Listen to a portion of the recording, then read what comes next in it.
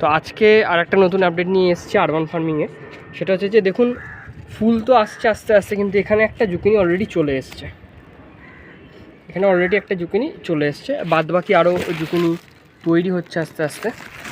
তো আরবান বাগানে মোটামুটি জৈব পদ্ধতিতে কোনো কেমিক্যাল ইউজ না করেও কিন্তু জুকিনি আমাদের গাছের মানে আমাদের দেশের ফসল নয়, হাইব্রিড ফসল অন্য দেশের, বাট সেটাও কিন্তু করা যাচ্ছে এবং জৈবভাবেই করা হচ্ছে। এবং সাইজ খুব যে একটা খারাপ এসছে বলবো না, খাওয়ার অনুযায়ী জৈব পদ্ধতি অনুযায়ী ঠিকঠাকই আছে। এর পুষ্টিগুণ এবং এর যে টেস্ট সেটা কিন্তু অন্যান্য জুকিনির থেকে একটু হলেও আলাদা হবে এবং সেটি খুব ভালো হবে, সেটুকুনি বলতে পারি। তো যদি কেউ এই পদ্ধতিতে গাছ চাষ করতে চান তাহলে আমাদের সাথে যোগাযোগ করতে পারেন, আমরা যথাসাধ্য আপনাদেরকে সাহায্য করব।